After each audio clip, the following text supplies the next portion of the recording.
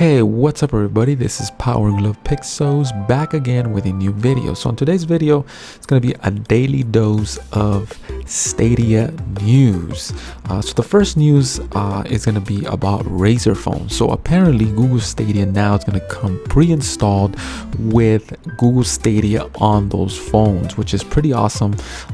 It's an Android phone, but unfortunately it's a very niche market at the moment. Hopefully we see it on Galaxy phones, which are the major players in the game when it comes to phones, and iPhone. They need to have Stadia service pre-installed. This will motivate people to try their service, and I think having a Razer at the moment, I guess that's good because they're going into the right direction. They need to have as much as they can this service so people can try it. Now Razer phones, for me personally,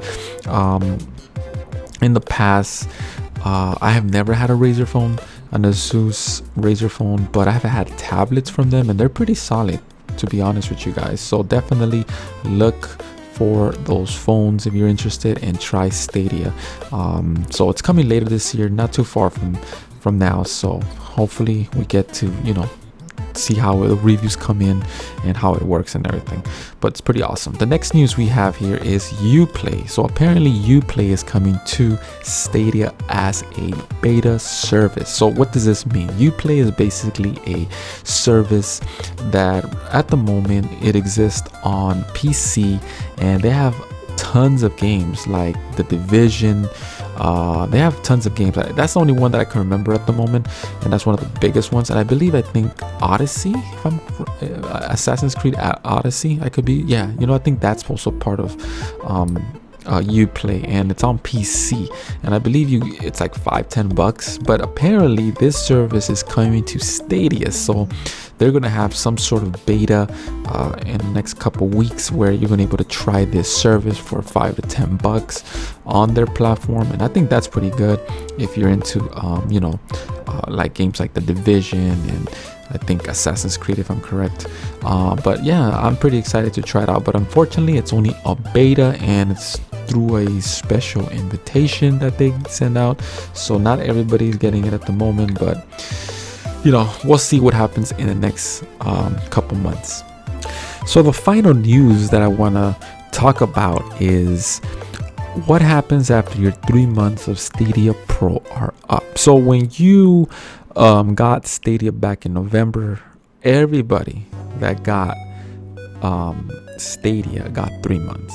Plus, you also get a buddy pass. So what that basically means is buddy pass is that I give it to another person for another 3 months, and I give them access into the service. And I did that to, I believe, 2 friends or 3, I don't remember.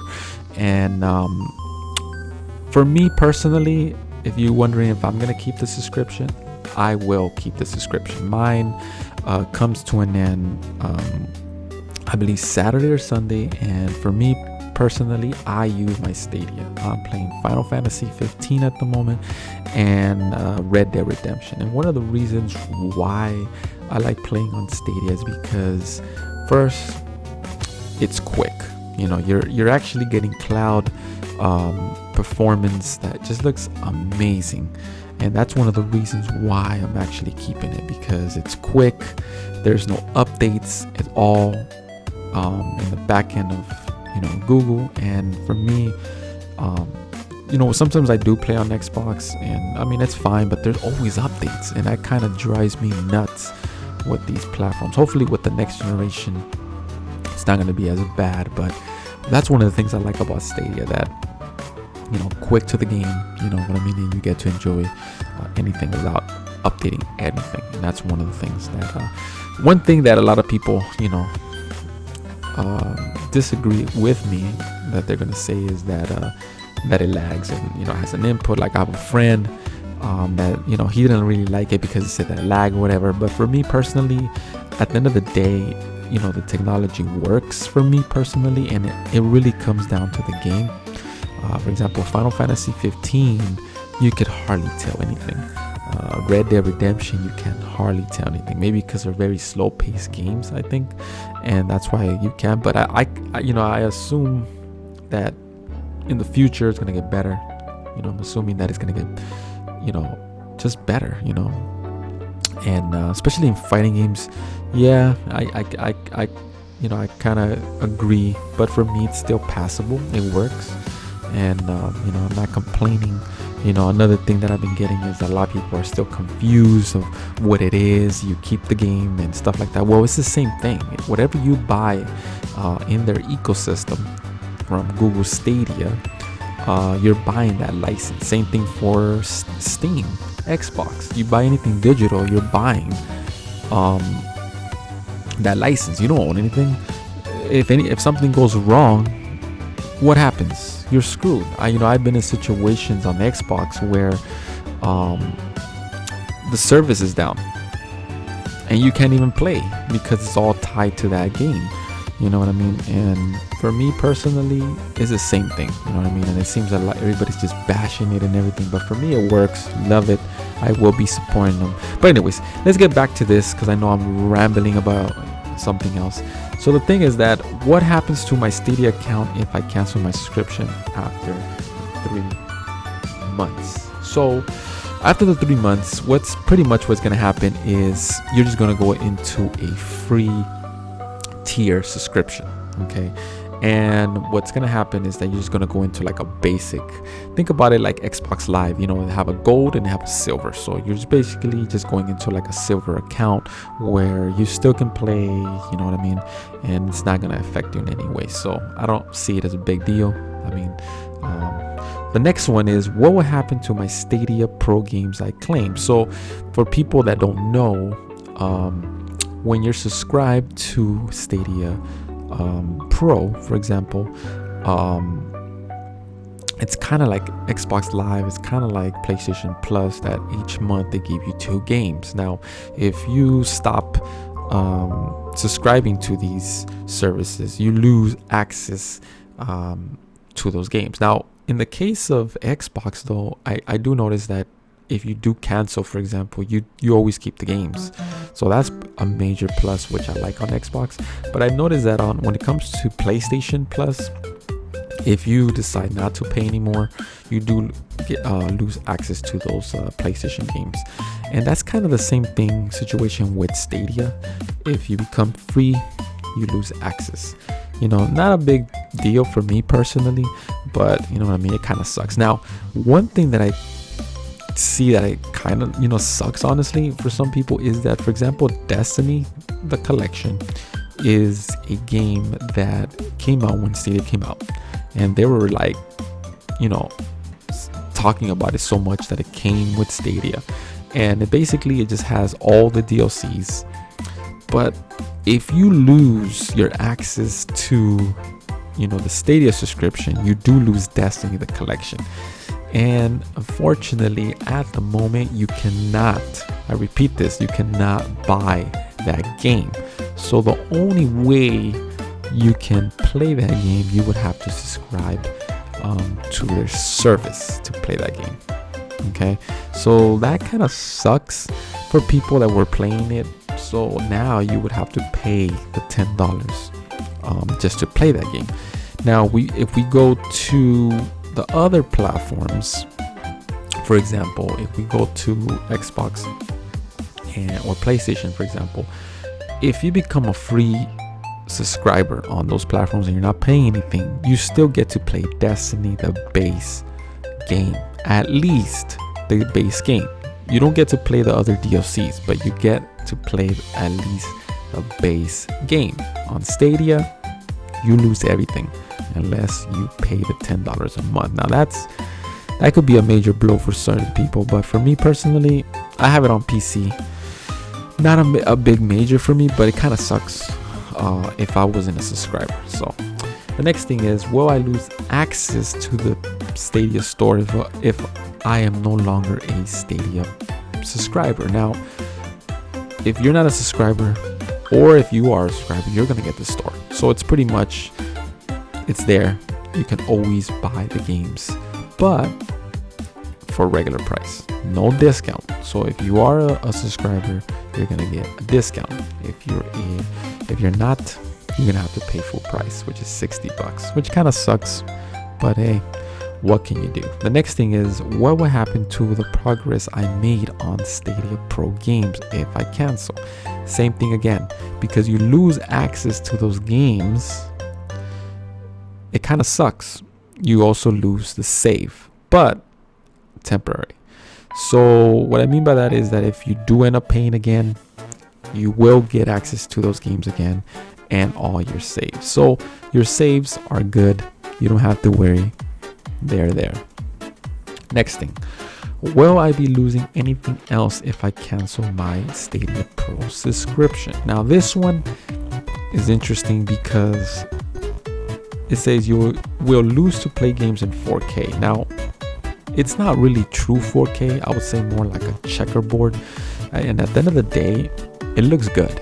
If you look at God of War, for example, on the PlayStation 4 Pro, it looks amazing. Now that's how it looks on Stadia, and it's streaming unbelievable.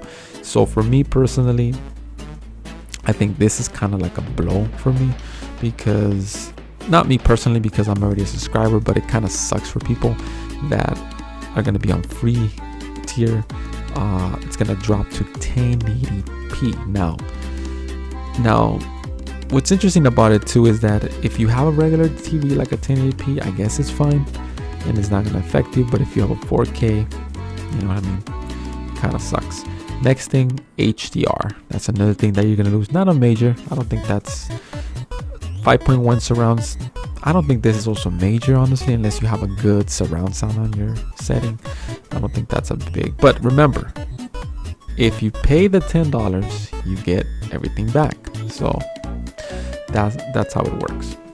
And the final thing is, what about my friends that didn't purchase the Founders Edition? So this applies to a lot of my friends that they were just like looking, waiting and seeing what the service is. What is going to happen to them if they want to try it? At the moment, unfortunately, you can't do anything about it. They're going to have to wait. According to them, it says in the coming months, I guess, we're going to be able to see that service. But at the moment, the only way it becomes free is for only, I repeat, only for the people that were members for the Pro. But after that, for anybody else, that free tier, it's only going to apply later in the coming months for everybody. Now, the biggest question here is it worth it in general, Stadia? Like I said, I might have said it in my other video. For me personally, it works. I love it.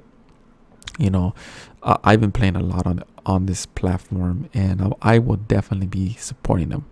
I'm planning to get Doom Eternal. I'm planning to get Cyberpunk. I am a believer in the cloud, and I will be supporting them.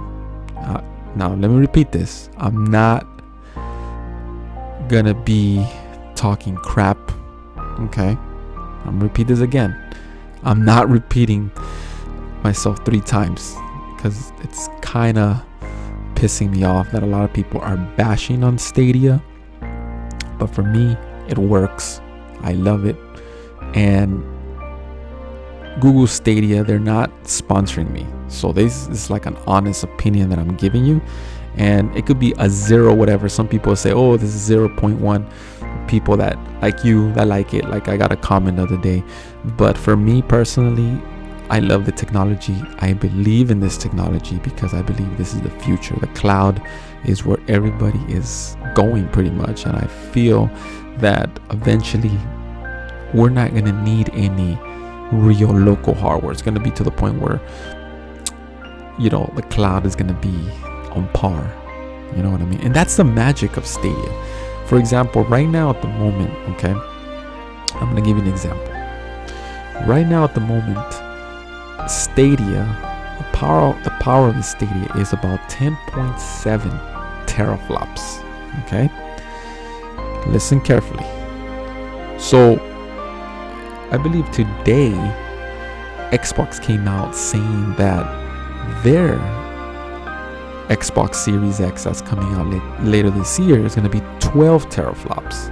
Okay, Stadia is 10.7.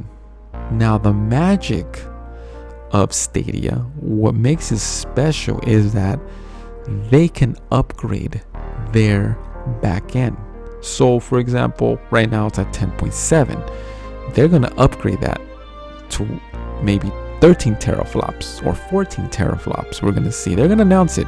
They're not going to be stupid enough to actually let it run at 10.7 when these next generations, I know they're going to announce more powerful. And that's the magic of it, because in their back end, they're using powerful high-end computers with SSDs, and you don't have to worry about, oh, I gotta buy this next system. Oh no, Stadia, once it gets to the point that we're getting maybe closer to E3 or something, I'm pretty sure they're gonna upgrade their high end. So at the moment, like I said, 10.7, but I'm pretty sure before the Series X comes out, their computers are gonna upgrade, and that's what I like about Stadia. That's one. Second, you don't have to update. That is a major plus. With Xbox, with PlayStation, it's a headache. You have to deal with updates, and if everybody's trying to log in, it's a problem. On Stadia, on the other hand, you don't have to deal with that, and that's what's cool about it. You know what I mean? So that's pretty much it for this video. I know I ranted, and I could say ramble about something else. I jump into other topics, but for me, Stadia works. Loving it, and yeah, I think this was more than a daily news video that I had planned. But that's pretty much it for this video. So like always, like and subscribe for more videos like this. And yeah, thanks for watching. This is Power Glove Pixels. Till next time.